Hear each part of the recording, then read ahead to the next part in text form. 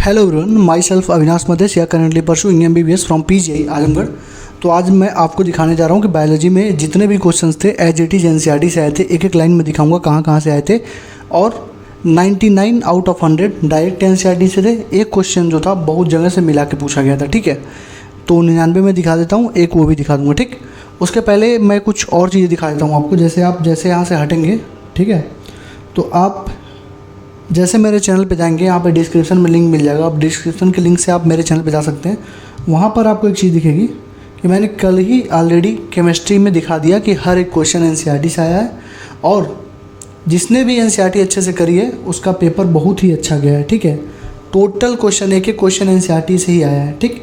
तो मैंने कल ही दिखा दिया था, फिर आपको दिखा देता हूँ। यहाँ पर मैं रुक जाइए,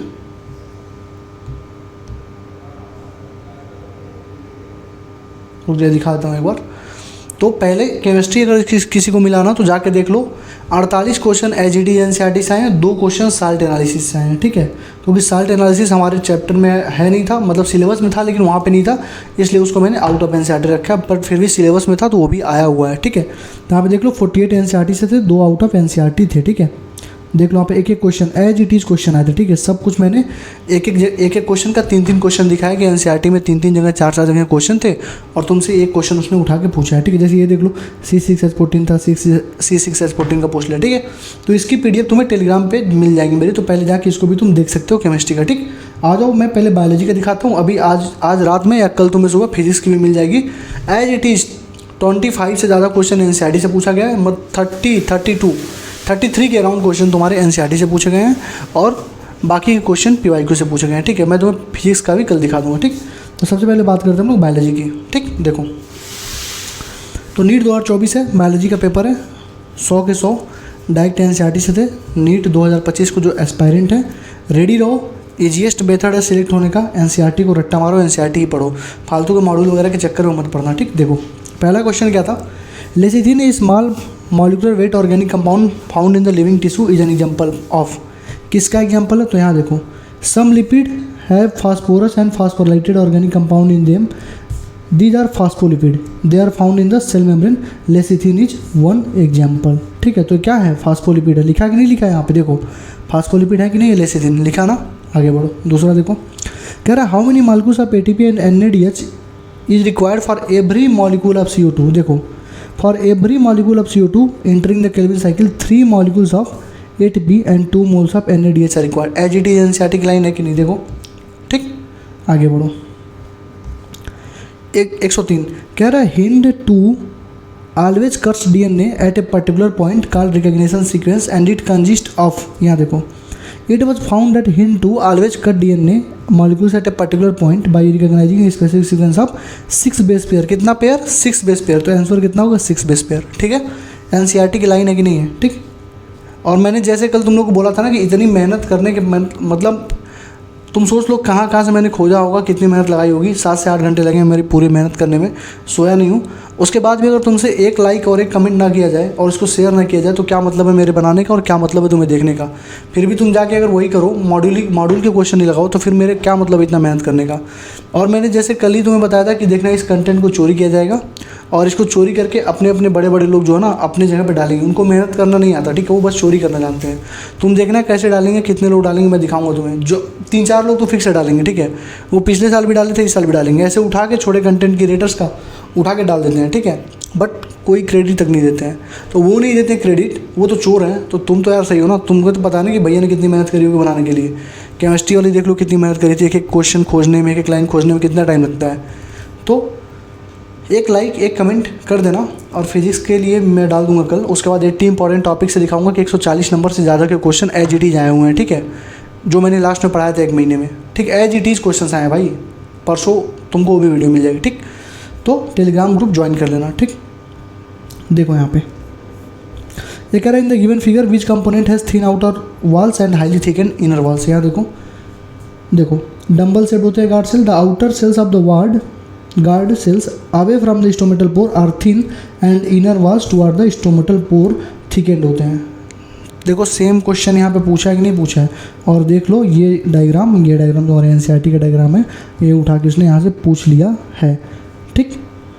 आगे आओ, cofactor of the enzyme carboxypeptidase is, zinc होता है भाई, देख लो यहाँ पे, zinc is the cofactor for proteolytic enzyme carboxypeptidase.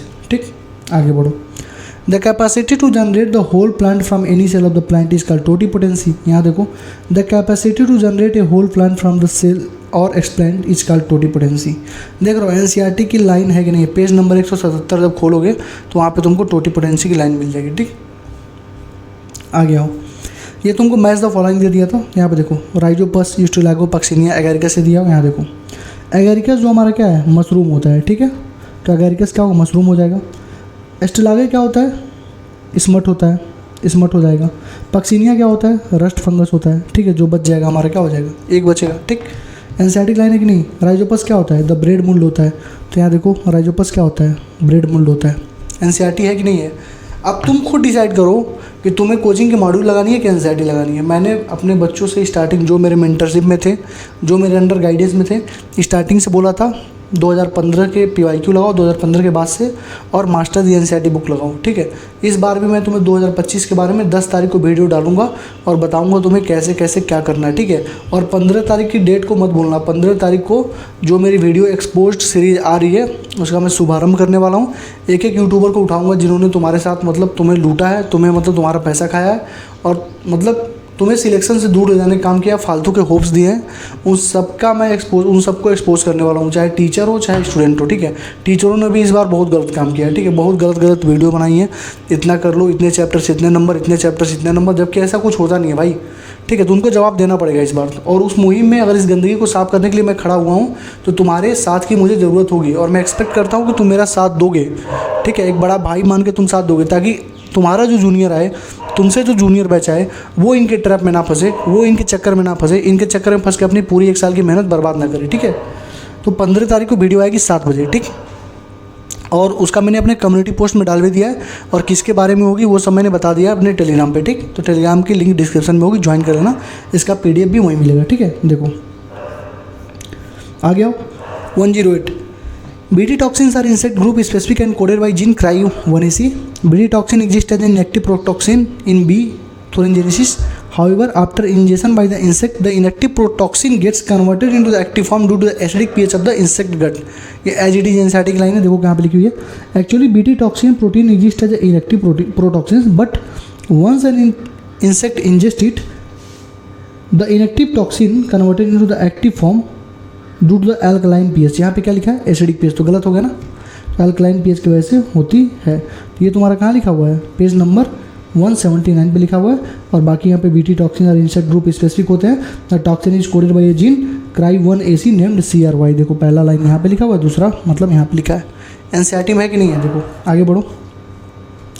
कह रहा है which of the following is an example of actinomorphic flower. तो एक्टिनोमॉर्फिक में क्या होता है, मस्टर्ड, दतूरा, चिल्ली। कैसे याद करते हैं, DCM, दतूरा, चिल्ली, मस्टर्ड। DCM गांव में चलती है ना, तो दतूरा, चिल्ली, मस्टर्ड ऐसे याद करते हैं। ठीक है, दतूरा आंसर होगा।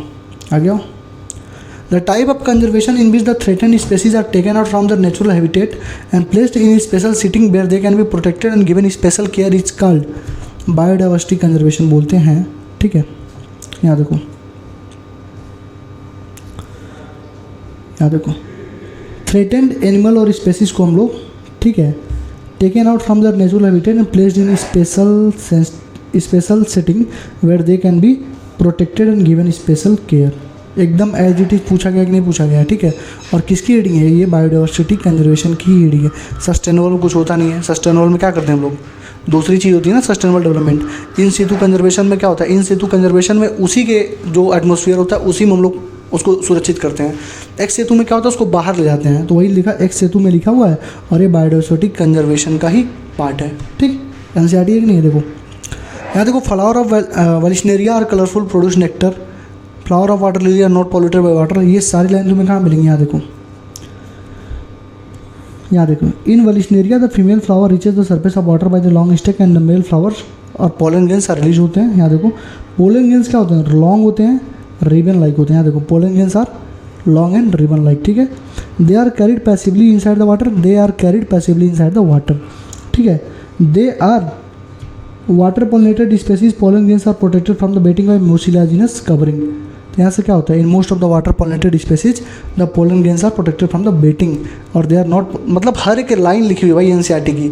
मतलब उसने क्या किया, 4-4, 5-5 लाइन को एक टॉपिक से उठाया और उसने उसको सारा पुट करके तुमको स्टेटमेंट टाइप बना के दे दिया, ठीक है। और पेपर आसान ही था, ठीक है, कोई बच्चा ये नहीं बोलेगा पेपर हार्ड था, ठीक है, पेपर आसान था, तुमने पढ़ा नहीं था, तुम अपनी गलती मानो, तुमसे गलती कहाँ हुई, जहाँ भी गलती की हो, अब तुम्हारे पास टाइम है, 1 साल और ड्रॉप लो और अच्छे से प्रिपरेशन करो, ठीक है। तुम्हें कोई भी डाउट हो टेलीग्राम ग्रुप पे पूछना, टेलीग्राम ग्रुप पे ज्वाइन कर लो, सबके डाउट क्लियर करता हूँ मैं, ठीक है, 1 to 1 सबके डाउट क्लियर करता हूँ, ठीक। तो एक ड्रॉप लो और अच्छे से गाइडेंस में आओ, 1 बुक 1 टीचर 1 स्ट्रेटजी 1 मेंटर को फॉलो करो, ठीक है, इतना फॉलो करो, सिलेक्शन हो जाएगा, ठीक है। कोई तुम्हें 2 किताब 3 टीचर 50 किताब 50 टीचर दे देगा, तुम बर्बाद हो जाओगे। किसी बच्चे को बर्बाद करना है, उसको 2 किताब 2 टीचर दे दो, खुद ही बर्बाद हो जाएगा, ठीक है। तो 1 टीचर 1 बुक 1 स्ट्रेटजी 1 मेंटर, इसी को फॉलो करो। कोई तुम्हारा बुरा, किसी के अंडर गाइडेंस में रहोगे, कोई तुम्हारा बुरा नहीं चाहेगा, ठीक है, अनटिल एंड अनलेस उसका मकसद पैसा कमाना ना हो, ठीक। आगे बढ़ो। The lactose present in the growth medium of bacteria transported by the cell of the action. Lactose किसके ग्रोथ मीडियम, मतलब किसके एक्शन होता है, परमीएज के होता है भाई। Answer number 3 permease. देखो यहाँ पे क्या लिखा है, the Y genes code for permease which increases permeability of the cell to beta galactosidase. Permeability बढ़ा देता है, ग्रोथ मीडियम बढ़ जाती है, ठीक। एनसीईआरटी है कि नहीं, देख लो। क्लोस्ट्रीडियम बुटालिसियम है, सैक्रोमाइसिस सर्विसिया, ट्राइकोडर्मा पॉलीस्पोरम है, स्ट्रेप्टोकोकस स्पेसीज है, ठीक है। देखो यहाँ पे साइक्लोस्पोरिन ए जो होता है हमारे पास, देखो किससे बनता है, ट्राइकोडर्मा पॉलीस्पोरम से हुआ है, ट्राइकोडर्मा पॉलीस्पोरम साइक्लोस्पोरिन है। स्ट्रेप्टोकाइनेज क्या होता है, बैक्टीरियम स्ट्रेप्टोकोकस से बनता है, स्ट्रेप्टोकोकस से बनता है स्ट्रेप्टोकाइनेज, ठीक है। एस्परजिलस नाइजर साइट्रिक एसिड से बनता है, ये देखो यहाँ पे एस्परजिलस नाइजर साइट्रिक एसिड से बनेगा, ठीक है। और क्लोस्ट्रीडियम बुटालिसियम, यहाँ देखो क्लोस्ट्रीडियम बुटालिसियम का भी होगा, क्लोस्ट्रीडियम बुटालिसियम देख लो यहाँ पे बुटारिक एसिड और लैक्टोबैक्टरस से बनता है, तो बुटारिक एसिड इसका आंसर हो जाएगा। चौथा देखो सैक्रोमाइसिस सर्विसेज किस में होता है, बेकर सिस्ट में, तो सैक्रोमाइसिस सर्विसेज यहाँ पर हो जाएगा। और हमारा किस में बनेगा बताओ, सैक्रोमाइसिस सर्विसेज ड्रिंक इन सदर, मतलब सैक्रोमाइसिस सर्विसेज किसके लिए होता है, मेकिंग ब्रेड के लिए होता है। और हम लोग नेचुरल से अपना मतलब टॉडी वगैरह भी, ताड़ी वगैरह भी बनाते हैं उससे, ठीक है। तो चारों चीज़ एनसीईआरटी में दी है कि नहीं दी है, देखो अभी तक कोई भी, देखो पेज नंबर भी लिखा है मैंने 153 है क्लास 12 का, ठीक। क्वेश्चन नंबर 114 कह रहा था इक्वेशन ऑफ वर्लॉस्ट पर लॉजिस्टिक ग्रोथ में ये जो इक्वेशन होता है के क्या डिफाइन करता है, के हमारा कैरिंग कैपेसिटी बताती है। यहाँ पे देखो ये दिखा हुआ था और यहाँ पे लिखा था के हमारा कैरिंग कैपेसिटी है। इसके पहले उसने आर पूछा था कि आर क्या डिफाइन करता है, आर हमारा intrinsic rate of natural growth increase define करता है, ठीक। आगे बढ़ो।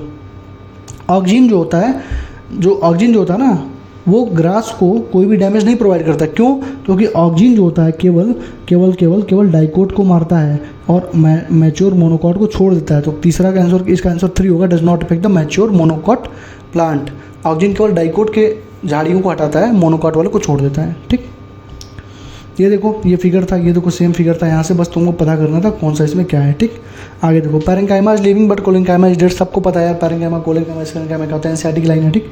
दूसरा जिम्नोस्पर्म लैक करता है जाइलम वेसल, तो यहाँ पे देखो क्या लिखा है, and presence of xylem vessel is the characteristic feature of angiosperm. तो यहाँ देखो presence of vessels is the characteristic feature of angiosperm, सही बात है कि नहीं। और जिम्नोस्पर्म लैक करता है वेसल इन द जाइलम, दिया कि नहीं, देखो सब कुछ दिया कि नहीं, एनसीईआरटी है कि नहीं बताओ, इसकी पीडीएफ तुम्हें मिल जाएगी आगे, ठीक। या देखो कौन सा मेजर कॉज है बायोडाइवर्सिटी लॉस का, तो मेजर कॉज जो बायोडाइवर्सिटी लॉस का होता है, देखो यहाँ पे पहला लाइन पढ़ो, habitat loss and fragmentation, this is the most important cause of the क्या एक्सटेंशन में पहुँचाने के लिए जो मोस्ट इंपॉर्टेंट कॉज है क्या है, हैबिटेट लॉस एंड फ्रेगमेंटेशन ही है पहला, तो हैबिटेट लॉस एंड फ्रेगमेंटेशन बिल्कुल सही होगा। दूसरा ओवर एक्सप्लॉइटेशन, ये भी देखो लिखा हुआ है क्या, humans have always dependent on nature for food and shelter but when your need turns into grade, जब हमारी नीड, जो हमारी आवश्यकता है वो लालच में जब बदलती है तो it leads to the over exploitation of natural resources, many species extinct हो गए इसी की वजह से। तो इसका आंसर क्या होगा, ए होगा, बी होगा, डी होगा, ठीक है। अब देखो को एक्सटेंशन, इसका आंसर क्यों सही होगा, क्योंकि भैया को एक्सटेंशन देखो जब species becomes extinct the plant animals species associated with it also become extinct. जैसे मान लो अगर मैं चावल खाता हूँ, ठीक है, मैं चावल खाता हूँ, मैं चावल पे जिंदा हूँ, अगर चावल ही एक्सटिंक्ट हो जाए तो मैं भी एक्सटिंक्ट हो जाऊँगा, क्योंकि मेरे को चावल मिलेगा नहीं ना खाने के लिए। जैसे मैं रोटी खाता हूँ, रोटी खा के जिंदा हूँ, जैसे शेर है, शेर क्या मांस खा के जिंदा है, अगर उसको मांस ही नहीं मिलेगा, सारी बकरियों को, सारे हिरन्स को हटा दिया जाए जंगल से, बस घास रखी जाए, तो शेर अपने आप एक्सटिंक्ट हो जाएगा, समझ रहे हो ना। तो तीनों उसके लिए मतलब रिस्पॉन्सिबल है, तो हमारा क्या एनसीईआरटी की लाइन है, ठीक है। आगे बढ़ो।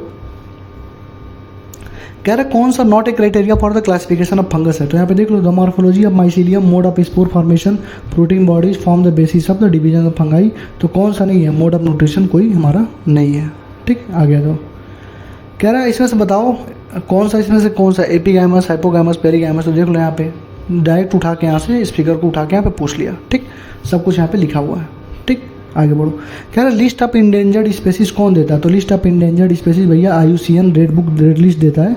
Extension of 784 species including 338 vertebrate, 359 invertebrate और 87 प्लांट, किसने दिया था, IUCN ने दिया था। ठीक, इंटरनेशनल यूनियन ऑफ। ठीक, कह रहा है what is the fate of DNA carrying only one gene of interest which is transferred into an alien organism. देखो पेपर ऐसा नहीं बोल रहा हूँ एकदम ईजी था, स्टेटमेंट बेट थे, बस किसी पर्टिकुलर टॉपिक उठा के उसने 4-5 स्टेटमेंट बना दिया। तो देखो यहाँ पे इसको कहाँ से उठाया, देखो यहाँ पे the piece of DNA would be not able to multiply itself, ठीक है, and in the progeny cell of the organism, but when it gets integrated into the genome of the recipient it may multiply and be inherited with the host DNA। देखो यहाँ पे alien it में multiply जब मतलब जब वो integrate हो जाएगा, देखो यहाँ लिखा ना इंटीग्रेट, तो इंटीग्रेट हो जाएगा जीनोम में, देन मल्टीप्लाई करेगा। और यहाँ पे वो क्या लिखा है, alien piece part of chromosome हो जाएगा। देखो यहाँ पे लिखा है नॉट ए पार्ट ऑफ, लेकिन यहाँ पे क्या लिखा है, part of chromosome which has ability to replicate, which has ability to replicate. सारा कुछ दिया कि नहीं NCERT में। ठीक है, तो मुन्ना अगर तैयारी करने का मन हो तो एक चीज़ ध्यान में रखो कि NCERT के अलावा कुछ नहीं करोगे, NCERT के अलावा कुछ पढ़ना ही नहीं है। क्वेश्चन प्रैक्टिस में अगर तुम्हारे टेस्ट में भले 200 ऐसे कोई भी टेस्ट रिज्वाइन मत करो जिसमें फालतू के क्वेश्चन एक्स्ट्रा पढ़ाया जा रहा है, फालतू के क्वेश्चन पूछे जा रहे हैं। ठीक है, क्योंकि NCERT के बाहर कुछ आना नहीं है भाई। तो अगर कोचिंग में टॉप करना है भाई तो करो, कोचिंग के मॉड्यूल करो, कोचिंग में टॉप करके वाई लेना है यार, टॉप कर रहे हैं, क्लास में टॉप कर रहा हूँ भाई, इनाम मिल रहा है बच्चों के सामने, लड़कियों के सामने एकदम फ्लेक्स कर रहा हूँ, इनाम मिला लड़कियों के सामने, लड़कों को, मतलब क्या बोलूँ यार, मतलब ऐसा कंडीशन हो ना, टॉप कर दें किसके लिए, टेस्ट के लिए। अरे टेस्ट में टॉप करके क्या करोगे भाई, जब सिलेक्शन ही नहीं हो रहा है तो घंटे का टॉप बताओ, जब सिलेक्शन ही नहीं ले पा रहे हो तो क्या करोगे टॉप करके। तो ऐसी पढ़ाई करो, भले ही 200 नंबर आ रहा है टेस्ट में, लेकिन ऐसी पढ़ो कि NCERT बेस्ड हो, ताकि तुम्हारे अंदर कॉन्फिडेंस हो कि हाँ NCERT में कर लूँगा तो कर ले। क्योंकि अगर कोई लड़का या लड़की NCERT पे पकड़ उसकी अच्छी है तो ये मान के रख लो उसका सिलेक्शन होना तय है। ठीक है, पूरी पेपर NCERT चाहिए, मैं दिखा रहा हूँ, कल केमिस्ट्री का दिखा दिया हूँ 50 के 50 NCERT से, 48 दिखाया हूँ, 2 साल एनालिसिस के थे और 48 NCERT से, यहाँ पे 99 NCERT से और 100 भी NCERT से, बट डायरेक्ट नहीं लिखा हुआ है। ठीक है, और बाकी कल देखना फिजिक्स के जब दिखाऊंगा ना तो कहोगे अरे फिजिक्स में भी NCERT पढ़ी जाती है क्या, तो देख लेना, कल मैं दिखा दूंगा तुम्हें। ठीक, आगे मेरे अवतार सीरीज मैंने बोला था ना, जिसने भी अवतार सीरीज को फॉलो किया 160 नंबर कहीं नहीं जाने हैं। तुमको मैं पेपर दिखाऊंगा, तुम देखना अवतार सीरीज से ही सारे क्वेश्चन आए हैं। मतलब अवतार सीरीज में मैंने सारे NCERT कराई थे, सारे एग्जाम्पलर कराए थे, सारे यूनिट के क्वेश्चन करवाए थे, सारे JMN से क्वेश्चन करवाए थे, तो उसके बाहर क्या पूछ सकता है वो, इसीलिए मैं इतना कॉन्फिडेंस होकर बोल रहा था। मैंने बोला था फिजिकल केमिस्ट्री में अवतार के बाहर अगर तुमने एक क्वेश्चन दिखा दिया मैं यूट्यूब छोड़ दूंगा, और मैं तुम्हें दिखाऊंगा कि 19 के 19 क्वेश्चन जो फिजिकल केमिस्ट्री में आए हैं वो उसने एक क्वेश्चन पूछा है, मैंने कम से कम 5 बार वो क्वेश्चन करवाए हुए हैं फिजिकल केमिस्ट्री में, वो भी 13 घंटे में। 13 घंटे में 19 क्वेश्चन तुम्हारे सही हो जाते हैं फिजिकल केमिस्ट्री के, अगर तुमने पढ़ा होता तो। लेकिन तुम लोगों को क्या है, तुम लोगों को है, तुम लोग किसको देखोगे, अच्छे चीज़ों को तुम लोग भी नहीं देखते हो भाई, तुम लोग अच्छे चीज़ों को सपोर्ट भी नहीं करते हो, तुम लोग अच्छे चीज़ों को सपोर्ट नहीं करते हो, तुम लोग को बस दीदी भैया दीदी भैया दीदी भैया करना है तुम्हें, ये दीदी ने ऐसा बोला, कोई आके डेली स्टडी बना रहा है भाई, डेली स्टडी बना रहा है, तुम उसको वीडियो देखो भाई। इतना मेहनत करके मैं पढ़ाया, मेरे वीडियो को कौन देखता है, कोई नहीं देखता। कुछ जो चंद लोग देखे थे, कितने लोग थे, 20-22 लोग का सिलेक्शन हो गया, बोलो। अभी पहले साल पढ़ाया हूँ 20-22 लोगों का सिलेक्शन, रेशियो निकाल लेना। ठीक है, ज़्यादा बच्चे नहीं थे मेरे पास, फिर भी 20-22 लोग सिलेक्ट हो गए उसमें से। ठीक है, और फिजिक्स में तुम देखना कितने अच्छे अच्छे नंबर लाए, मैं तुम्हें दिखाऊंगा। ठीक है, फिजिक्स और फिजिकल पढ़ाया था ना मैंने, तुम देखना उसमें कितने अच्छे नंबर आए, दिखाऊंगा मैं। आ गया क्या 1 2 3 123 नंबर। कह रहा कि कौन सा एक्सप्लेन कर सकते हो on the basis of Mendel law of dominance. देखो इतना चीज़ लिखा, out of 1 pair of factor, सारी चीज़ डाटा लिखा हुआ यहाँ पे देखना। फैक्टर्स अकर्स इन पेयर, बिल्कुल सही बात है, पेयर में होते हैं। 1 इज डोमिनेंट 1 इज रिसेसिव। देखो यहाँ पे 1 डोमिनेंट होता है 1 रिसेसिव होता है। ठीक, देखो यहाँ पे the law of dominance is used to explain the expression of only 1 parental character. ये तो मैंने ऊपर से लिख दिया, यहाँ पे देखो द फैक्टर्स और the alleles of pair segregate from each other such that gamete receive only 1 of the 2 factor. यहाँ पे देखो the discrete unit controlling particular, इसको फैक्टर बोलते हैं, और ओनली 1 पैरेंटल कैरेक्टर्स मतलब हमको वहाँ पे दिखता है मोनोहाइब्रिड क्रॉस में। तो वहाँ पे देखो पेरेंटल करेंट, देखो only one parental character of monohybrid cross in F1 generation दिखता है, और expression of both in F2 में दोनों दिखता है और F1 में पहला दिखता है। ठीक है, देखो सेम लाइन यहाँ पे पूछी गई है। तो हमारा NCERT का क्वेश्चन था, उठा के उसने डायरेक्ट मतलब उसने क्या किया है, किसी एक पर्टिकुलर टॉपिक को उठा के वहाँ से क्वेश्चन बना दिया। ठीक, 124 inhibition of succinic dehydrogenase enzyme by malonate किसका एग्जाम्पल है भाई? तो इनिबिशन यहाँ पे देखो, inhibition of succinic dehydrogenase by malonate resemble करता है सबस्ट्रेट किसका एग्जाम्पल है भाई? दिख रहा है कॉम्पिटिटिव इनहिबिटर का। किसका एग्जाम्पल है? कॉम्पिटिटिव इनहिबिटर का। फॉर्मेशन ऑफ इंटरफेस्कुलर कैम्बियम किसका एग्जाम्पल है? तो formation of meristem, interfascicular cambium, cork cambium किसका एग्जाम्पल है? डी डिफरेंशिएशन का। किसका एग्जाम्पल है? डी डिफरेंशिएशन का। ठीक है, तो formation of meristem, interfascicular cambium, cork cambium from fully differentiated parenchyma cell किसका एग्जाम्पल हो गया? बताओ किसका एग्जाम्पल हो गया? बोलो भाई। तो हो गया किसका? अब तो बोलो भाई, डी डिफरेंशिएशन का एग्जाम्पल हो गया। ठीक, यहाँ देखो, spindle fibre attach to the kinetochores of the chromosomes during, spindle fibres attach होते हैं कब? तो मेटाफेसिक प्लेट जब बनता है, तो मेटाफेस में मेटाफेसिक प्लेट बनता है। वहाँ पे देखो उसका फीचर क्या है, देखो क्या लिखा है, the key feature of metaphase क्या होते हैं? Spindle fibres attach to the kinetochores of the chromosome. Same चीज़ है कि नहीं है? देखो आ गया हो। यहाँ पे देखो, tropical region show greatest level of species richness because tropical latitude of remain relatively undisturbed. ये चारों पॉइंट पढ़ो। More seasonal available in tropics, more solar energy, constant environment promote niche specialization, और tropical environment are constant predictable. तो उसका देखो पांचों line, tropical latitudes have remained relatively undisturbed. रोहिडी रोहिडी रोहिडी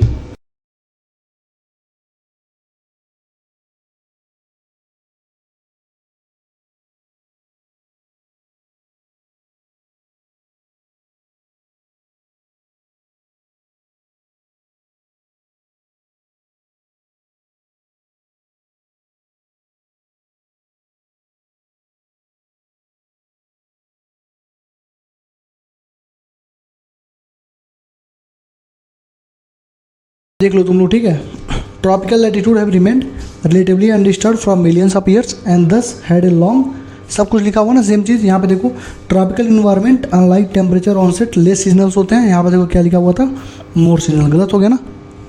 आगे देखो, कह रहा है relatively more constant and predictable. यहाँ पे क्या बोल रहा है? Relatively constant and predictable. ठीक, आगे देखो, कह रहा है कि मोर सोलर एनर्जी अवेलेबल होता है ट्रॉपिक्स में। तो यहाँ पर भी लिखा है मोर सोलर एनर्जी होता है ट्रॉपिक्स में। ठीक है, कांस्टेंट इन्वायरमेंट प्रमोट नीच स्पेशलाइजेशन, मतलब हर एक चीज़ लिखा हुआ भाई यहाँ पे, हर एक चीज़ वो लिखा हुआ है, हर एक चीज़ देखो, कांस्टेंट इन्वायरमेंट प्रमोट नीच स्पेशलाइजेशन, हर एक चीज़ NCERT में लिखा हुआ है। ठीक है, तो NCERT पढ़ लो मुन्ना। Chromosome being gradually visible under the light microscope during leptotene stage. तो यहाँ देखो, during leptotene stage the chromosome become gradually visible under the light microscope, और the compaction of chromosome continues करता है। दूसरा देखो, the beginning of diplotene stage is recognized by the dissolution of synaptonemal complex. तो यहाँ देखो, the beginning of diplotene is recognized by the dissolution of the synaptonemal complex and the tendency of the recombinant, मतलब same to same as it is, मतलब उसने ए का B, B का ए भी नहीं किया भाई, उसने सेम इट इज लिखा हुआ है। ठीक है, जितना क्वेश्चन अभी तक पूछा गया एज इट इज है। यहाँ देखो, न्यूक्लियोलस है, सेंट्रियोल, लूकोप्लास्ट है, गोल्गी अपार्टस है। तो यहाँ देखो, कंटेंट ऑफ न्यूक्लियोलस क्या है? एक्टिव राइबोसोमल RNA सिंथेसिस कराता है। तो देखो यहाँ पे ये हो गया 3 हो गया इसका। सेंट्रियोल का देखो, ये देखो, लूकोप्लास्ट हमारे कलरलेस होते हैं, तो लूकोप्लास्ट हमारे क्या हो जाएंगे? यहाँ पे देखो, लूकोप्लास्ट क्या हो जाते हैं? कलरलेस होते हैं। और गोल्गी अपार्टस हमारा क्या होता है? ग्लाइकोप्रोटीन ग्लाइकोलिपिड बनाता है। तो देखो, गोल्गी अपार्टस क्या बनाएगा? ग्लाइकोप्रोटीन ग्लाइकोलिपिड बनाएगा। और इसका ये न्यूक्लियोलस का ये हो गया। और लूकोप्लास्ट हमारा क्या होता है? ये सेंट्रियोल हमारा क्या हो जाएगा? बोलो, सेंट्रियोल क्या हो जाएगा? कार्टविल हो जाएगा ना, कार्टविल अरेंजमेंट। यहाँ देखो, centrioles in centrosome lie perpendicular other in which organization like the cartwheel arrangement. ठीक, NCERT है कि नहीं है? देखो आगे देखो, bulliform cells are responsible for, तो वो क्या करते हैं? बॉली फॉर्म सेल्स होते हैं लीफ में, जब वाटर एब्जॉर्ब करते हैं तो टर्जिड हो जाते हैं, लीफ का सरफेस एक्सपोज होता है, और जब फ्लैसिड होते हैं तो वाटर का स्ट्रेस हो जाता है। They make leaves curl inward to minimize the water loss. ये लाइन पढ़ो, they make the leaves curl inward, leaves को कर्लिंग करते हैं अंदर की तरफ, to minimize the water loss. तो inward curling of leaves in the monocot. ठीक, आगे बढ़ो। 131 में पिंक स्नैपड्रैगन प्लांट को जब तुम ऐसे क्रॉस वायरस कराओगे तो ये देखो सेम यही चीज़ तुमको उठा के इसने पूछ लिया। एनसीईआरटी का जो डायग्राम था लिखा हुआ भी, ऐसी बात नहीं है, मैंने बस डायग्राम को रखा है तुम्हारे रेफरेंस के लिए। एनसीईआरटी में एज इट इज़ मतलब लिखा भी हुआ है, ठीक। आगे देखो ट्रांसक्रिप्शन यूनिट में क्या क्या चीज़ें होती हैं। तो ट्रांसक्रिप्शन में इसका प्रोमोटर स्ट्रक्चर जो इंटरमीडिएट, देखो प्रोमोटर स्ट्रक्चर जो इंटरमीडिएट, बस देखो सिमेट्रिक स्ट्रक्चर ट्रांसक्रिप्शन यूनिट, ठीक। ये देखो कह रहे हैं प्लांट में black seed B capital B small b dominant over होता है white seed colour small b. In order to find out the genotype of the black seed plant which of the following genotype will be crossed it. कौन सा genotype हम लोग cross करेंगे। तो देखो तुम किसी भी जीनोटाइप को निकालने के लिए कौन सा क्रॉस करते हो, दो ही क्रॉस होते हैं। एक तो टेस्ट का मतलब देखो यहाँ पे देखो तुमने क्या किया है, यहाँ पे देखो जीनोटाइप अननोन है, ठीक है, तुमने क्रॉस करा दिया टेस्ट क्रॉस। जैसे तुमने टेस्ट क्रॉस कराया तुम्हें मालूम लग गया कि कौन सा मतलब उसका जीनोटाइप होगा। तो वही पूछ रहा है कौन सा जीनोटाइप होगा, तो तुमको बस इसमें क्या करना था, क्रॉस कर। यहाँ पे देखो मैं डब्ल्यू और डब्ल्यू में कराया था, ठीक है, नहीं डब्ल्यू और डब्ल्यू में कराया था, और यहाँ पे बी और बी में कराया। देख रहे हो सेम चीज़ है, बस डब्ल्यू की जगह बी कर दिया है, ठीक रहे हो। तो सेम हमारे एनसीईआरटी का ही क्वेश्चन है। आगे बढ़ो। डार्क रिएक्शन में कौन सा रिक्वायर्ड होता है। तो डार्क रिएक्शन में एटीपी NADH और CO2 रिक्वायर्ड होते हैं। तो एटीपी NADH और CO2 CDE रिक्वायर्ड होते हैं, ठीक। एनसीईआरटी की ही लाइन है। देखो 2 मोर अल्टरनेटिव फॉर्म ऑफ जीन क्या होते हैं, एलील्स होते हैं। तो एलील्स हमारे क्या होते हैं, they are the slightly different form of the same gene, ठीक। Cross of upon progeny with recessive parent, cross of upon progeny with an. देखो यहाँ पे देखना, एक होता है टेस्ट क्लास में डोमिनेंट फेनोटाइप होता है जिसका जीनोटाइप डिटरमाइन करते हैं, क्रॉस करते हैं रिसेसिव पेरेंट से। तो रिसेसिव पेरेंट के साथ अगर तुमने कर दिया तो हमारा क्या होगा, टेस्ट क्रॉस हो जाएगा, और किसी भी पेरेंट के साथ करो तो क्या होता है, बैक क्रॉस हो जाता है, ठीक है। और नंबर ऑफ क्रोमोसोम सेट क्या होता है, प्लाइडी होती है, ठीक है। तो सारी चीज़ें एनसीईआरटी की लाइन है, ठीक। अब सेक्शन बी में आ जाओ। कह रहे the DNA present in chloroplast. तो जो क्लोरोप्लास्ट में डीएनए होता है वो स्मॉल होता है, डबल होता है, स्टैंडर्ड सर्कुलर डीएनए होता है, राइबोसोम्स होते हैं। तो क्या होगा, सर्कुलर होगा, डबल स्टैंडर्ड होगा, ठीक है। कितने डीप से जाके पूछा, एनसीईआरटी से ही है, बाहर से नहीं पूछा कुछ, ठीक। आगे आ जाओ। ये देखो रोबोट में अलेक्जेंडर वन हम्बोल्ट है, पॉल अर्लिख है, डेविड टिलमान है, ठीक है। तो यहाँ देख लो रिवर्ट पोपेट हाइपोथेसिस दिया था पॉल अर्लिख ने। रॉबर्ट मैंने बोला था 7 मिलियन लगभग स्पेसीज हैं, ठीक है। डेविड टिलमान ने बोला था लॉन्ग टर्म इकोसिस्टम के बारे में, ठीक है। और अलेक्जेंडर वन हम्बोल्ट ने बोला था कि रिचनेस इंक्रीज करता है with increasing explored area but only up to a limit, ठीक। आगे देखो रोज है, पी है, कॉटन, मैंगो। कह रहा बताओ कैसा प्लेसेंटेशन एस्टिवेशन होगा। देखो मैंगो और कोकोनट फ्रूट इज ड्रूप। तो देखो मैंगो क्या होगा, ड्रूप होगा, ठीक है। पेरीगाइमस में प्लम पिच रोज होता है, ठीक है। तो पेरीगाइमस में प्लम पिच रोज, तो पेरीगाइमस में क्या प्लम पिच रोज, ये रोज हो जाएगा, ठीक। बाकी एस्टिवेशन वगैरह भी सब कुछ लिखा हुआ है, ठीक है। 2 चीज़ मैंने यहाँ पर डाला नहीं है, एस्टिवेशन वगैरह भी जब 2 तुम कर लोगे तो ऐसे आंसर आ जाएगा तुम्हारा, ठीक है। आंसर तुम्हारा A का 2 B का 4 हो गया, उसके बाद देखो तुम्हारा एक ही आंसर होगा सही, ठीक है ना। बाकी तो वैसे भी कर लोगे, बाकी तुमको मालूम है, ये भी तुमको लिखा हुआ है एनसीईआरटी में, वो भी लिखा हुआ है एनसीईआरटी में, ठीक।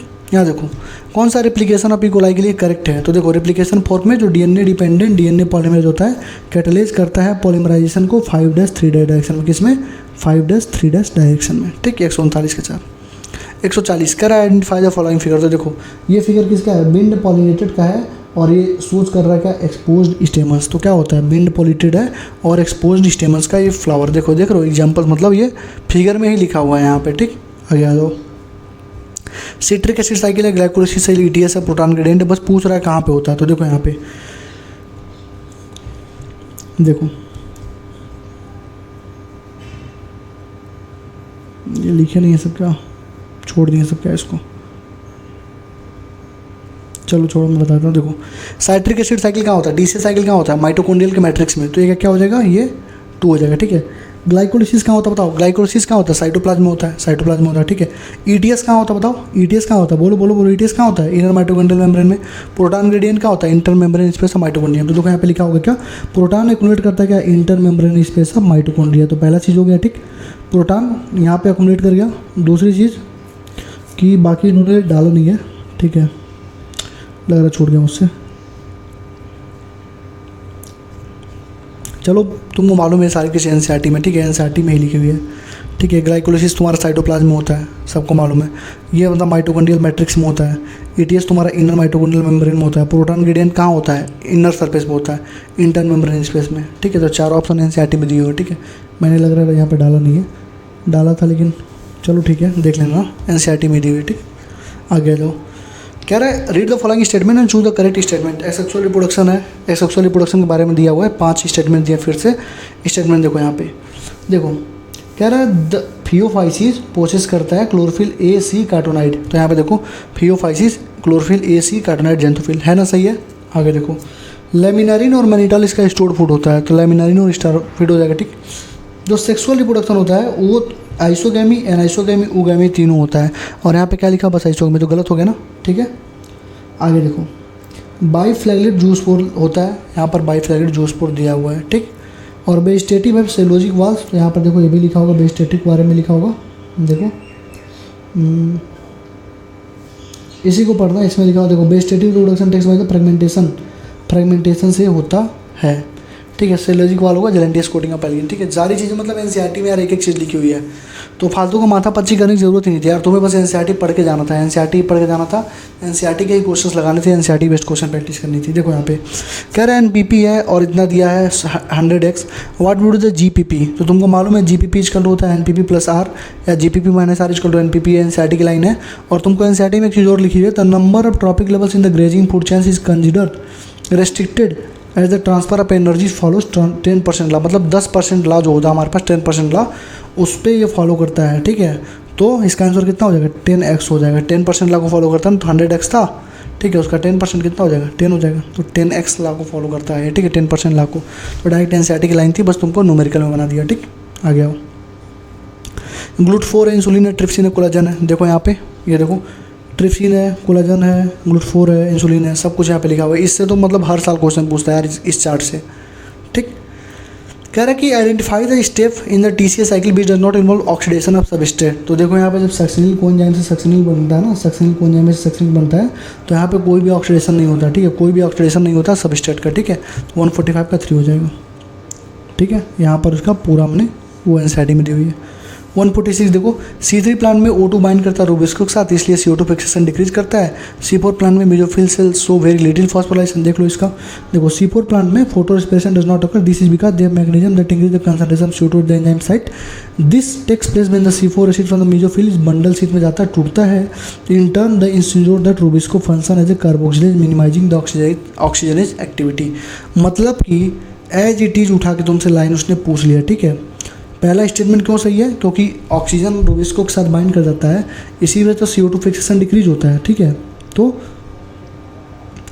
यहाँ देखो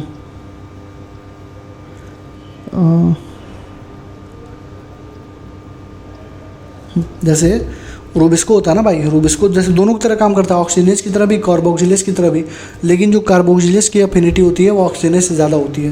तो वही लिख रहा है कि C3 प्लांट में कुछ ऑक्सीजन भी बाइंड कर जाता है ऑक्सीजनेज की तरह, इसलिए हमारा क्या होता है CO2 फिक्सेशन घट जाता है, एनसीईआरटी की लाइन है एज इट इज। और C4 प्लांट में mesophyll shows very little photorespiration while bundle sheath cell do not show photo. ये गलत चीज़ है, एकदम उल्टा लिख दिया, ठीक है। एनसीईआरटी की लाइन पढ़ो, एकदम उल्टा चीज़ें लिख दिया है, ठीक। आगे बढ़ो, मोनोएडल्फस, डायएडल्फस, पॉलीएडल्फस, एपीफाइलस। तो यहाँ देखो एपीफाइलस का एग्जांपल दिया है पेरियंथ, फ्लावर ऑफ लिली। मोनोएडल्फस में चाइना रोज, डायएडल्फस में पी, और पॉलीएडल्फस में साइट्रस, ठीक है। देख रहे हो सारी चीज़ें मतलब यहाँ पे उसने दे रखी हुई हैं, ठीक है। मोनो, डाया, पॉली और ये मतलब हर एक चीज़ दी हुई, ठीक। आगे बढ़ो, फ्रेडरिक गिफिथ है, देख लो मतलब साइंटिस्ट के नाम से ज़्यादा क्वेश्चन पूछा। फ्रांसिस जैकब है, हरगोबिंद खुराना, मेजल्सन स्टाल। यहाँ देखो Hargobind Khorana was the instrumental in the synthesis RNA molecules, पहला मिला, ठीक। दूसरा देखो Matthew Meselson and Franklin Stahl perform the following experiment in 1958। इन्होंने स्टाल का मतलब वो एक्सपेरिमेंट किया था। लैक ऑपरेंट का मतलब जो कॉन्सेप्ट था दिया था फ्रांसिस जैकब और बायोकेमिस्ट जैक मोनार्ड ने, ठीक है। और ट्रांसफॉर्मिंग प्रिंसिपल फ्रेडरिक गिफिथ। चारों देख लेना, चारों लिखा हो तो चारों मैंने तुम्हें एनसीईआरटी में दिखा दिया। आगे बढ़ो, somatic hybridization involving 2 varieties of plant. तो भाई सोमैटिक हाइब्रिडाइजेशन में प्रोटोप्लास्ट का इन्वॉल्वमेंट होता है, और यहाँ पे somatic hybrids will the process is called the somatic hybridization. देखो लिखा कि नहीं है, ठीक है, प्रोटोप्लास्ट ही लेते हैं, ठीक है, प्रोटोप्लास्ट। दूसरी चीज़ ये तुम्हारा सिलेबस हट चुका था, देखो कई सारे चैप्टर जैसे कॉकरोच वगैरह से मतलब हर एक चीज़ से क्वेश्चन पूछा है, बट ये है कि जब भी पूछा उसने क्या किया है, 15 में से जो 10 करना उसमें दे दिया है, ठीक है। इसीलिए ओल्ड एनसीईआरटी को ही फॉलो करनी थी, मैं पहले से ही बोल रहा था, ठीक। 150 spraying sugarcane crop with the following plant growth regulator. मतलब कौन सा ऐसा रेगुलेटर हम लोग छिड़क दें शुगर केन पे कि उसकी ग्रोथ बढ़ जाए। तो ability to increase the length of axis is to increase the length of grape stalk gibberellins, causes fruit like apple to elongate. मतलब अगर तुमने गिबरलिंस को छिड़क दिया तो शुगर केन भी मोटा हो जाएगा, एप्पल के मतलब सारी चीज़ें एनसीईआरटी की लाइन है। ठीक है, अगला लाइन मतलब यहाँ पे लिखा हुआ था जो कट गया है, ठीक है, वो शुगर केन के ही बारे में लिखा हुआ था। ठीक, तो ये हमारा हो गया। ठीक है, बोटैनी हो गया, जूलॉजी पा जाओ।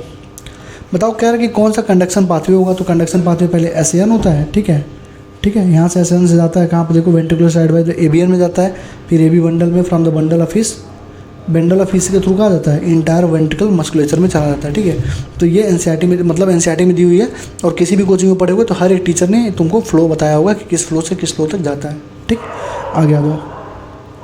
Both the success of cockroach, देखो कॉकरोच के बारे में इसने पहले ही पूछ लिया। 35 में से 15 में से जिसमें 10 करना था वही पूछना चाहिए था, लेकिन उसने पहले ही पूछ लिया। क्या पूछा कि jointed filamentous structure called anal cerci. Anal cerci कहाँ होता है, 10th सेगमेंट में होता है। ठीक है, 10th segment in both the sexes the 10th segment bears a pair of jointed filamentous structures called the anal cerci. ठीक है, थोड़ा रुक जाओ, कुत्ते भौंक रहे हैं। ठीक है, the flipper of penguins and dolphins किसके एग्जाम्पल है, तो कन्वर्जेंट एवोल्यूशन क्या देखो यहाँ पे, analogous structures are result of convergent evolution. Examples देख लो, flippers of penguins and dolphins. Examples देख लो, फ्लिपर्स ऑफ पेंजुइन्स और डॉल्फिन्स। ठीक, which of the following is not a component of fallopian tube. तो फैलोपियन ट्यूब का component कौन कौन सा नहीं है, देखो एम्पुला है, इस्थमस है, ये सारे किसके हैं, ये सारे हमारे उसी के तो है। एम्पुला, इस्थमस, इनफंडिबुलम किसके हैं, ये सारे फैलोपियन ट्यूब के हैं, लेकिन ये यूट्रिन फंडस हमारा पार्ट नहीं होता है। ठीक है, फैलोपियन ट्यूब का। ठीक, कह रहा है कि इसमें से बताओ एवोल्यूशन। देखो एवोल्यूशन का ऑर्डर पूछा, एवोल्यूशन मतलब सबसे पहले कौन आया, फिर कौन आया, फिर कौन। कोई भी टीचर पढ़ाता है तो सीक्वेंस से लिखवाता है। तो यहाँ पे देखो सब कुछ लिखा, होमो सेपियंस लिखा हुआ है, उसके बाद हमारा होमो सेपियंस से रुजु हुए, उसके बाद हमारे पास क्या हुआ, फर्स्ट ह्यूमन लाइक होमिनिड मतलब होमो हैबिलिस हुए, उसके बाद ब्रेन कैपेसिटी हमारा डेवलप हुआ, और तब ब्रेन कैपेसिटी डेवलप हुआ तो मीट नहीं खाते थे, तो फॉसिल्स हमारे जावा मिले जिन्होंने होमो इरेक्टस के बारे में बताया, फिर होमो इरेक्टस हमारे ब्रेन 900 सीसी हुआ। मतलब सारी चीज़ें एनसीईआरटी में लिखी हुई हैं। ठीक, आगे बढ़ो। कह रहा है कौन सा स्टेरॉइड हार्मोन नहीं है, तो स्टेरॉइड में देखो कॉर्टिसोल, टेस्टोस्टेरोन, एस्ट्रोडाइल और प्रोजेस्टेरॉन है। ठीक है, तो बताओ ग्लूकागन है क्या, ग्लूकागन तो है ही नहीं भाई। तो यहाँ पे देख लो एनसीईआरटी की लाइन है। ठीक, पेज नंबर 156 नहीं, क्वेश्चन नंबर 156। आगे बढ़ो। कह रहा है ए से बी को मिलाओ, अल्फा 1 एंटीट्रिप्सिन है, क्राई 1 ए बी है, क्राई 1 ए सी है, इंजाइम रिप्लेसमेंट थ्योरी। तो यहाँ पे देखो the first clinical gene therapy was given in 1990 A 4-year-old girl with adenosine deaminase deficiency. The enzyme is crucial for the immune system to function. तो enzyme replacement theory का answer क्या हो जाएगा, ADA deficiency. ठीक है, alpha 1 antitrypsin is use to treat emphysema, सबको मालूम है, अभी तक एमबीबीएस में काम आएगा। ठीक है, emphysema. Cry 1 A B, cry 1 A C बच रहा है, देखो यहाँ पे cry 1 A C and cry 2 A B control करता है कॉटन बलवर्म को, और क्राई 1 ए बी कंट्रोल करता है कॉर्न बोरर को। हमेशा से मैं बोलता था कि लोग भूल जाते हैं। ठीक है, इसलिए इसको दिया गया। देखो इसने कॉर्न बोरर दे दिया, कॉटन, मतलब अगर किसी को कंफ्यूज होना होगा तो यहाँ कंफ्यूज हो जाएगा, इसीलिए बोला जाता है कि लास्ट में जब रिवीजन करो तो जो चीज़ें तुम भूलते हो, जो चीज़ें तुम हाईलाइट की हो, जो चीज़ आज तक तुम टेस्ट में गलती की हो, बस उन चीज़ों को ही रिवाइज करके तुम्हें जाना है। ठीक है, आगे बढ़ो। बताओ कौन कौन से फेज है सेल डिवीजन के, तो लो देख लो। ऐसे करेक्ट सीक्वेंस पूछा है, दूसरी बार पूछा है, एक बार और पीवाईक्यू में करेक्ट सीक्वेंस पूछा था, ये दूसरी बार पूछा है। ठीक, आगे जाओ। कह रहा है कौन सा factor will not affect the Hardy Weinberg principle, Hardy Weinberg equilibrium. तो हार्डी-वेनबर्ग इक्विलिब्रियम को 5 ही प्रिंसिपल अफेक्ट करते हैं। पहला होता है gene migration, gene flow, genetic drift, mutation, genetic recombination और नेचुरल सिलेक्शन। तो कहीं पे कांस्टेंट जीन पूल का नाम आ रहा है क्या, नहीं आ रहा, तो इसका मतलब ये नहीं करेगा। बस यही 5 चीज़ हार्डी-वेनबर्ग को अफेक्ट करते हैं। ठीक है, आगे बढ़ो। देखो कह रहा है which of the following are autoimmune disorder. कौन कौन से इसमें ऑटोइम्यून डिसऑर्डर, देखो माइस्थेनिया ग्रेविस ऑटोइम्यून डिसऑर्डर है। ये देखो मस्कुलर डिस्ट्रॉफी, जो ऑटोइम्यून डिसऑर्डर्स कौन कौन से हैं, तो माइस्थेनिया ग्रेविस जो है वो हमारा ऑटोइम्यून डिसऑर्डर है। ठीक, muscular dystrophy progressive degeneration of skeletal muscle, ये तो जेनेटिक डिसऑर्डर है। टेटेनी हमारा क्या है, रैपिड स्पाज्म होता है, आर्थराइटिस इन्फ्लेमेशन होता है। गॉट हमारा क्या है, इन्फ्लेमेशन ऑफ जॉइंट टू। मतलब सारी जो यहाँ पे चीज़ें पूछी, जितना चीज़ें इसने यहाँ पे पूछी रखी है वो सारी चीज़ें तुम्हें यहाँ पे दे रखी हैं। और ये कहाँ पे है, ये तुम्हारे मसल्स वाले चैप्टर्स के लास्ट में दिया हुआ है सारी चीज़ें। Typhoid, लेशमानिया, ringworm, filariasis, microbes in human body. देखो सल्मोनेला टाइफी जो पैथोजेनिक बैक्टीरिया बीच कजेज टाइफाइड। ठीक है, तो कौन है ये, पैथोजेनिक बैक्टीरिया है। तो टाइफाइड किससे होता है, बैक्टीरिया से होता है। ठीक, वाउचेरिया बैंक्राफ्टी, वाउचेरिया मलेरिया जो मलई होता है, फाइलेरिया वर्म्स का स्लोली डेवलपिंग क्रोनिक इन्फ्लेमेशंस, इसको एलिफेंटियासिस या फाइलेरियासिस बोलते हैं। ठीक है, तो फाइलेरियासिस कौन करता है बताओ, फाइलेरियासिस कौन करता है, बोलो फाइलेरियासिस कौन करता है भाई, बोलो, पढ़ो ऊपर पढ़ो, ठीक है। Microsporum Trichophyton Epidermophyton are responsible for the ringworm. Ringworm के लिए कौन है, ये सारे हमारे फंगस हैं, ठीक है, फंगस है, ठीक। और लेशमानियासिस के लिए जानते ही हो, सारी चीज़ें मतलब एनसीईआरटी में एक लाइन दी हुई है यार। आगे बढ़ो। Expiratory capacity, functional residual capacity, vital capacity, inspiratory capacity. यहाँ पे देखो इंस्पायरेटरी कैपेसिटी, एक्सपायरेटरी कैपेसिटी में होता है क्या, टी प्लस ERB, इसमें होता है टी प्लस IRB। FRC में क्या होता है, ERB प्लस RB। VC में क्या होता है, ERB plus TB plus IRB। ये सारी चीज़ें हमको दे रखी हैं यहाँ पे, ठीक। आगे आ जाओ।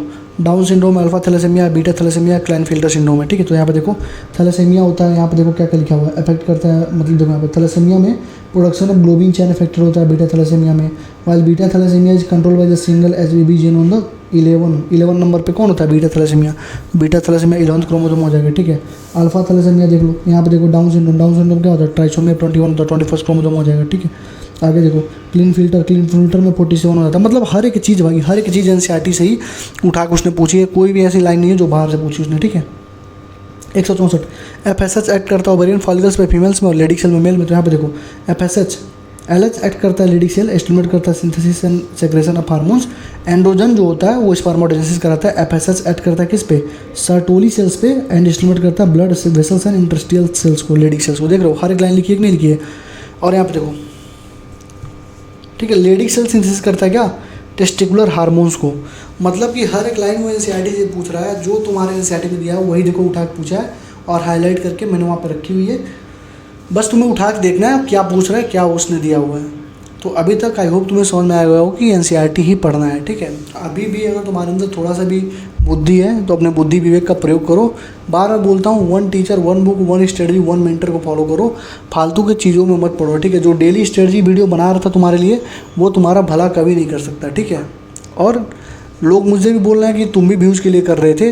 तो मेरे भाई, अगर मुझे व्यूज़ के लिए करना होता तो मेरे पास बहुत सारे कंट्रोवर्सी करने के बहुत सारे तरीके थे, ठीक है।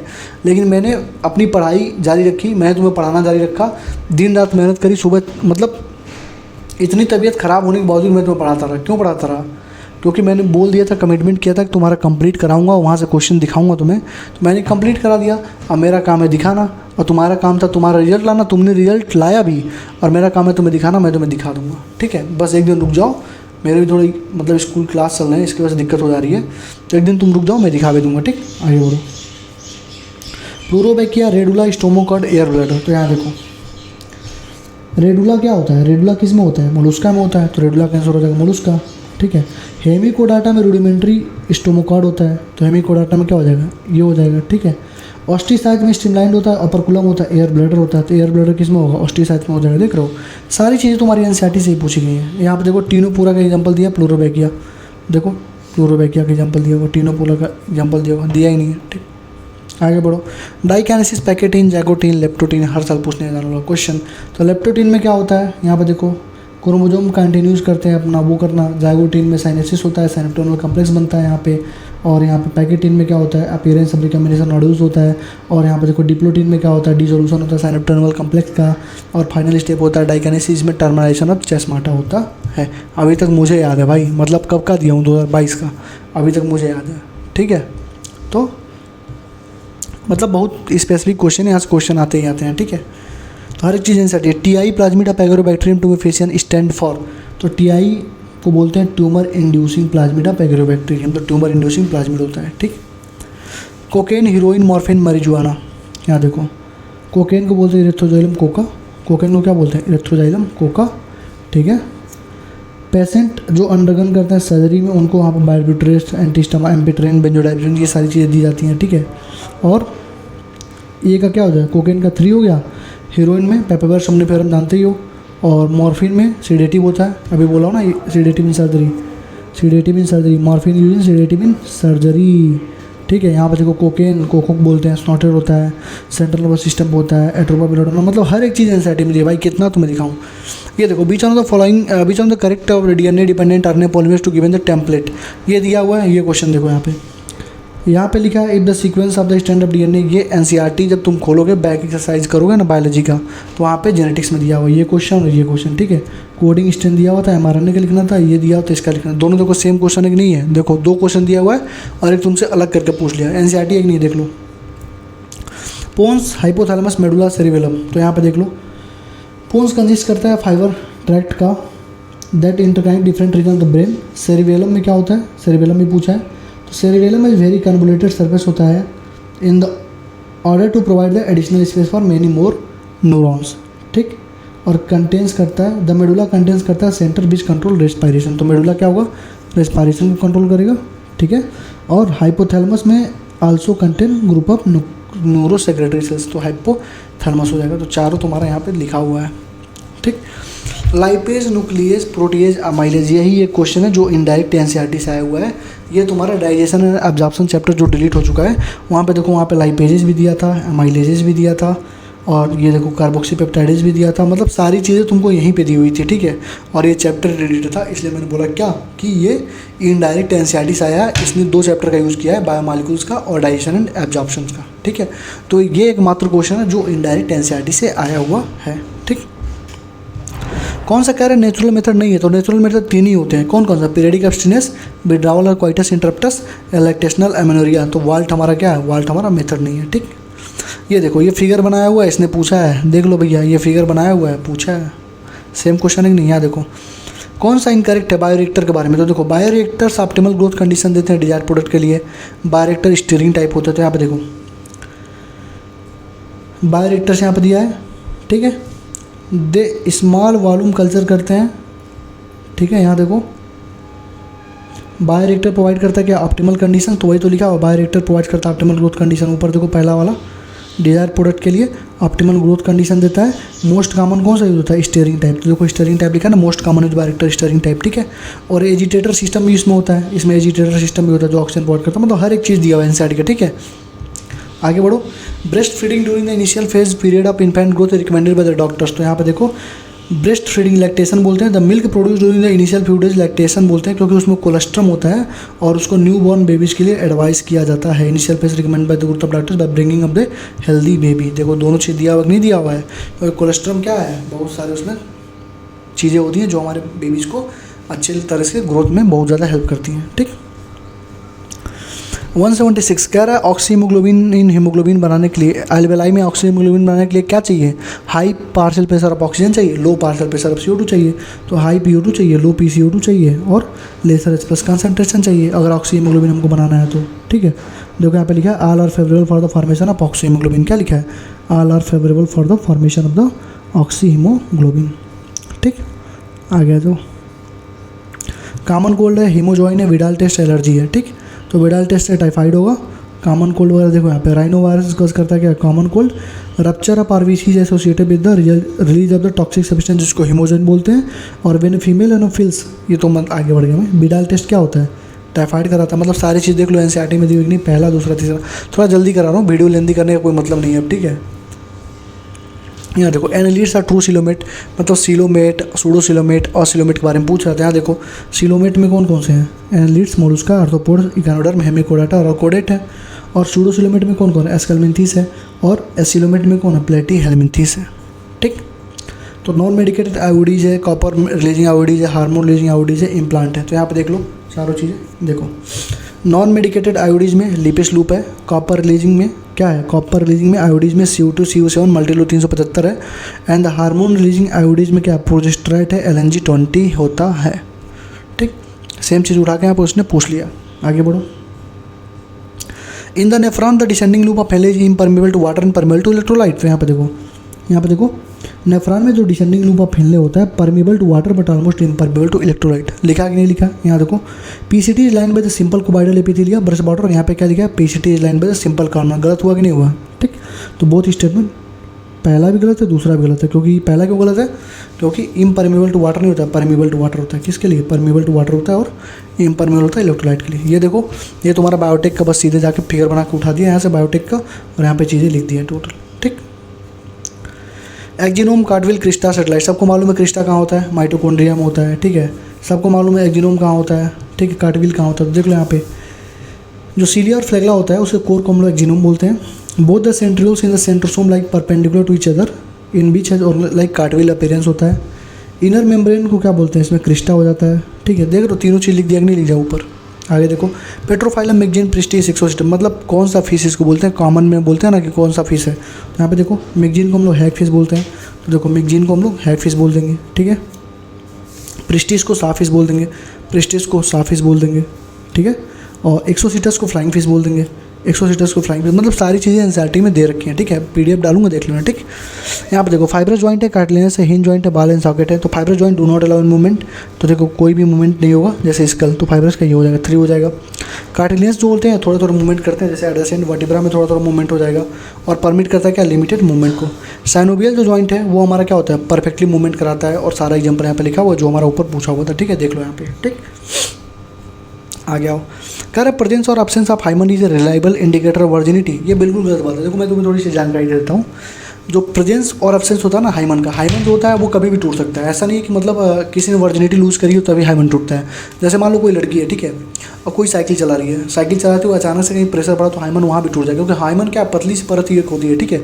दूसरी चीज़, मान लो कोई उसने फोर्सफुल काम कर, जैसे मान लो उसने जैसे गाँव में तुमने देखा होगा लड़कियों को बहुत ज़्यादा मेहनत करती हैं, तो मान लो किसी के घर पर गाय है, तो गाय के खाने के लिए अगर वो घास लेने जाती है तो जब वो अपने सर पर उतना भारी बोझे को रखती है तो वहाँ पर भी उसका हाइमन फट सकता है, ठीक है। तो ऐसी बात नहीं है कि मतलब हाइमन रिलेबल इंडिकेटर नहीं होता है, ठीक है। तो ऐसे बहुत सारे केसेस मिलते हैं यार, मतलब हस्बैंड मतलब शादी होती है, उनको पता मतलब उनको ये लगता है कि मतलब वर्जिनिटी लूज़ कर चुकी है लड़की, पता है ऐसा कुछ नहीं होता, ठीक है। हाइमन कभी भी टूट सकता है, थोड़ा सा भी प्रेशर ले लो, स्ट्रेस की वजह से भी टूट सकता है, ठीक है। तो चीज़ें थोड़ा ध्यान में रखना। तो प्रेजेंस और absence of hymen is not a reliable indicator of virginity और the hymen is torn during the first coitus only. देखो गलत बात है यार, हाइमन फर्स्ट क्वाइटस में नहीं, कभी भी टूट, अभी समझाया हो ना अभी। देखो तो the hymen is often torn during the first coitus, often मतलब यूजुअली टर्न हो जाता है, ठीक है। लेकिन सम वुमेन में hymen persist even after the coitus, कुछ में क्वाइटस के बाद भी हाइमन रह जाता है। और इनफैक्ट द प्रेजेंस और absence of hymen is not a reliable indicator, ठीक है, लिखा है ना ऊपर। देखो आगे गास का कम्पिटेटिव सेक्शन भी आ गया। गास का कम्पिटेटिव एक्सक्लूजन प्रिंसिपल जो बोलता है वो क्या बोलता है, देख लो यहाँ पे। गास का बोलता है कि क्लोजली रिलेटेड स्पेसीज में, देखो क्लोजली रिलेटेड स्पेसीज में competing for different resources, competing for the same resources cannot coexist independently, cannot coexist independently. उसका बोला कि inferior one will be eliminated, तो inferior one will be eliminated. Same चीज़ लिखा है यहाँ देखो, ये तुम्हारा लिखा हुआ है कि स्ट्रक्चर यूज फॉर फूड, ये सब सारी चीज़ें तुम्हें पता है कौन कौन सी एनसीईआरटी के लाइन में देख लो, सारी चीज़ें यहाँ पे दी रखी हैं, ठीक है। आगे तो क्रॉप हमारा यूज़ होता है स्टोरिंग फूड के लिए, गिगार्ड होता है ग्राइंडिंग के लिए, G for gizzard, G for grinding, ठीक है। और रिंग होता है 6 से 8 ब्लाइंड ट्यूबल्स का, जिसको हम हेपेटिक और गैस्ट्रिक सीका बोलते हैं। At the junction of midgut and hindgut is present another ring of सॉस डेढ़ और yellow coloured filamentous Malpighian tubules हमारे फाइंड होते हैं। यहाँ देखो फारिंग्स परपोर्टेड बाय, कह रहा है नॉन कॉर्डेट्स के फीचर बता दो, तो मैं इसको पढ़ूंगा ही नहीं, मैं तुम्हें ये दिखाऊंगा नॉन कॉर्डेट्स के फीचर। नोटोकॉर्ड एब्सेंट होगा, ventral solid double central nervous system होगा, गिल स्लिट एब्सेंट होंगे, हार्ट हमारा डोर्सल होगा, और प्रेजेंट हुआ तो हार्ट डोर्सल होगा, और पोस्ट एनल टेलीज एब्सेंट होगा। तो सारी चीज़ें यहाँ पे देख लो लिखा हुआ है, ठीक। यहाँ पे देखो juxtamedullary nephrons are located in the column Bertini, renal corpuscles of juxtamedullary nephron lies in the outer portion of renal medulla। 4 चीज़ें दी हुई ना, देखो loop of Henle is very long and runs deep into the medulla. Loop of Henle juxtamedullary nephrons runs deep into the medulla, सही बात है। इसको हम लोग जस्टामेडुलरी नेफ्रॉन्स बोलते हैं। तो यहाँ पे लिखा क्या, मेलफिजियंस वगैरह सारी चीज़ यहाँ पे लिखा हुआ भाई, हर एक चीज़ लिखा हुआ। और एक चीज़ हमेशा ध्यान रखना, जो 15 में से 10 करना था इस बार, वो थोड़ा सा टफ आया था, मतलब टफ नहीं था, मतलब सोचने वाला था, स्टेटमेंट वाइज था। देख लो सारी स्टेटमेंट वाले 2-2 3-3 स्टेटमेंट, क्योंकि आसान है भाई, 15 में से 10 ही तो करना है।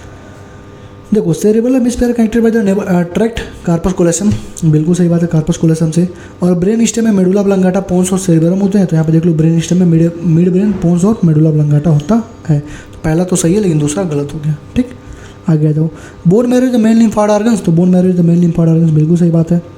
Both bone marrow and thymus provide micro environment for the development and maturation of T lymphocyte, बिल्कुल सही बात। देखो both bone marrow and thymus provide micro environment for the development and maturation of T lymphocyte, बिल्कुल सही बात है, ठीक। आगे बढ़ो, regarding catalytic cycle of the enzyme action select the correct, कौन सा करेक्ट है। तो देखो ये 5-6 तुम्हारे पास दिया हुआ है, तुमको बस बताना है कौन सा स्टेप, मतलब स्टेप लिखना है, कौन सा पहला दूसरा तीसरा चौथा। देखो तीसरी चौथी क्वेश्चन है कि स्टेप वाली। यहाँ पे देखो पहले सबस्ट्रेट बाइंड करता है, देन बाइंड करके क्या करता है, उसके शेप को अल्टर करता है, देन केमिकल बॉन्डिंग को ब्रेक करता है, प्रोडक्ट कम्प्लेक्स बनता है, फिर हमारे प्रोडक्ट को रिलीज कर देता है।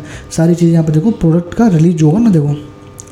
और जो फ्री एंजाइम होते हैं देखो यहाँ पे फ्री एंजाइम जो होते हैं ready to bind to the other, यानी कि सबसे लास्ट में क्या होगा, ये होगा फ्री एंजाइम वाला, यानी कि सबसे लास्ट में कौन होगा, बी वाला होगा, उसके पहले क्या होगा, डी पे कौन होगा, ये रिलीज प्रोडक्ट, यानी प्रोडक्ट समझ रहे हो ना।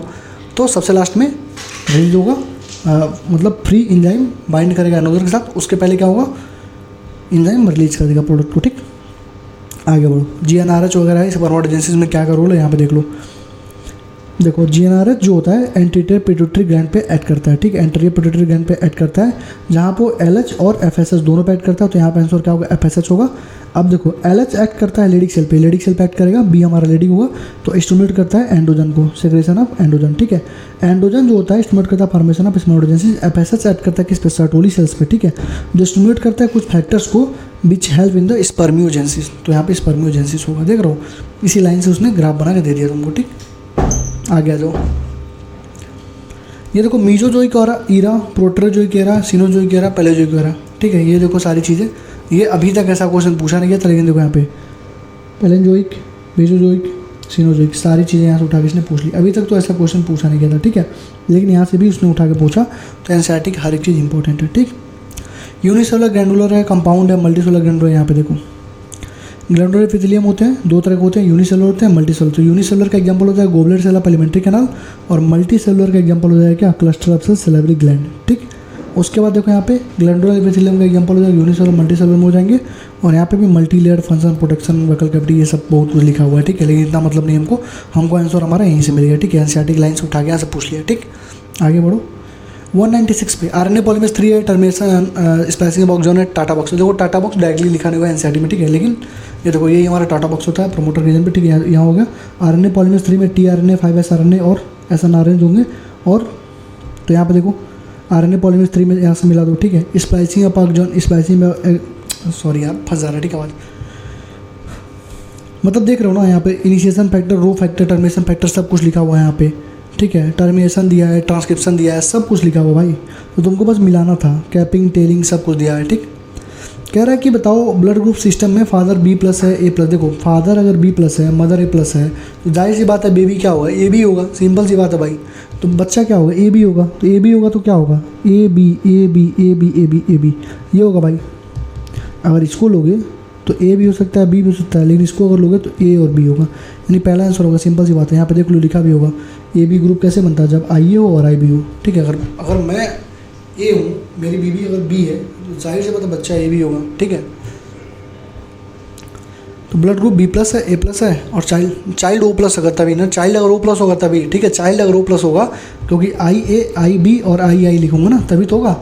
बच्चा O+ होना चाहिए। ठीक है, O में आना चाहिए। ठीक है, तभी ऐसा नहीं कि मैं A हूँ, मैं B है तो अरे मतलब शादी नहीं हुई मेरी। ठीक है, मतलब A है, B है, और ऐसा नहीं फिर AB हमारा हो जाए बच्चा। ठीक है, कुछ भी हो सकता है, A भी हो सकता है, B भी हो सकता है।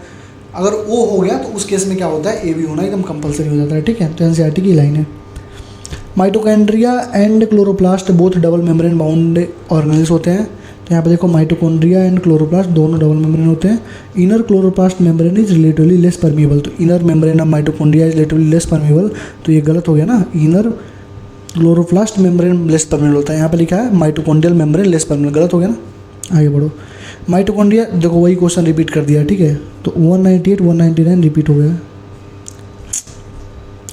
एक्सोथाल्मिक white acromegaly, Cushing syndrome, cretinism. तो यहाँ देखो एक्रोमेगाली कब होता है, जब excess secretion of growth hormone होता है। ठीक है, हाइपोथायराइडिज्म की वजह से अगर प्रेगनेंसी में हो गया तो हमको क्रेटेनिज्म का सामना करना पड़ेगा। हाइपोथायराइडिज्म अगर प्रेगनेंसी में हो तो।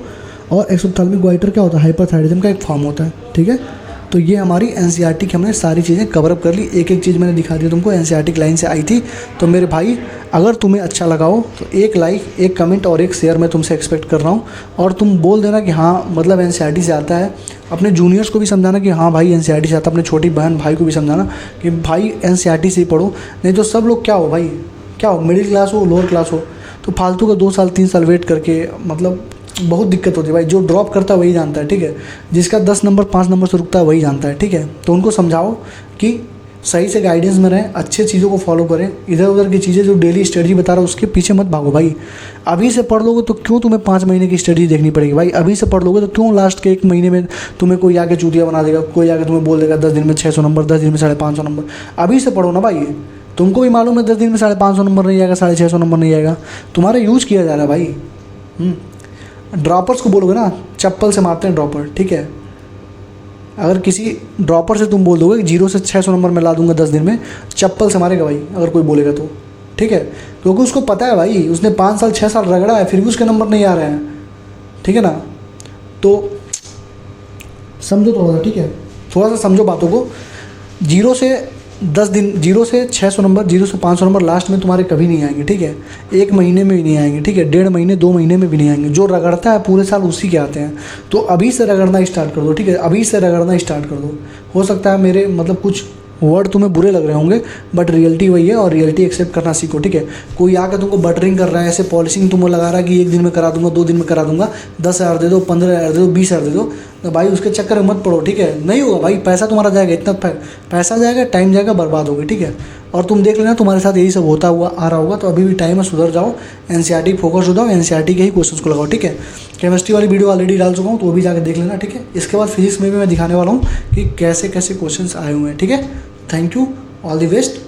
अपनी पढ़ाई करते रहो, 10-15 दिन का गैप ले लो, अगर सिलेक्शन नहीं हुआ तो उसके बाद से लग जाओ, ठीक है। उसके बाद से लग जाओ, कैसे करना है कैसे करना है 10 तारीख को मैं सारी वीडियो बना के बता दूंगा।